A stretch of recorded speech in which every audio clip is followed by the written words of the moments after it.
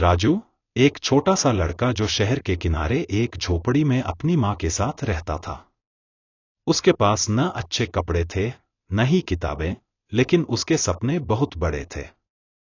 हर दिन वो स्कूल जाता, पर उसके पास लिखने के लिए पेन तक नहीं होता।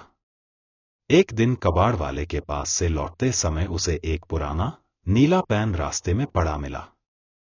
पेन साधारण नहीं था, उसकी निब सुनहरी थी और उस पर कुछ अजीब से अक्षर लिखे थे जो किसी दूसरी भाषा जैसे लगते थे। जैसे ही उसने लिखा सेब, तो उसके सामने सच में एक लाल सेब प्रकट हो गया।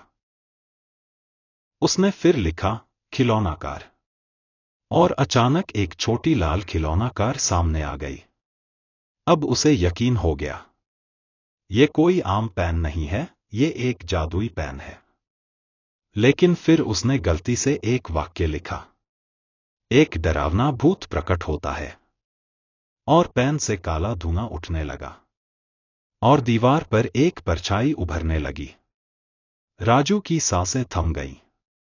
उसने कांपते हुए पेन को गिरा दिया, और तभी वो परछाई बोल उठी, तूने मुझे आजाद कर दिया। अब तेरा क्या होगा राजू? राजू बुरी तरह डर गया।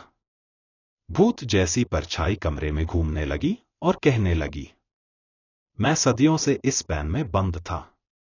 जिसने भी इसे चलाया उसे अपने डर से लड़ना पड़ा। राजू कांपते हुए बोला, मैंने गलती से तुम्हें बुलाया, प्लीज मुझे माफ कर दो। लेकिन आत्मा बोली, अगर तुम मेरे 3 सवालों का सही उत्तर दे दो तो मैं वापस चला जाऊंगा, नहीं तो तुम्हारी आत्मा मेरी हो जाएगी। राजू ने हिम्मत जुटाई। आत्मा ने पहले 2 सवाल पूछे, ऐसी कौन सी चीज है जो जितना बांटते हैं उतनी ही बढ़ती जाती है? राजू ने समझदारी से जवाब दिया, प्यार। फिर उसने दूसरा प्रश्न पूछा, ऐसा क्या है जिसे खोने से इंसान अमीर बन जाता है? राजू ने शांत होकर कहा, घमंड। राजू ने अपने ज्ञान और होशियारी से उत्तर दे दिए। तीसरा सवाल था, सबसे बड़ा जादू क्या है?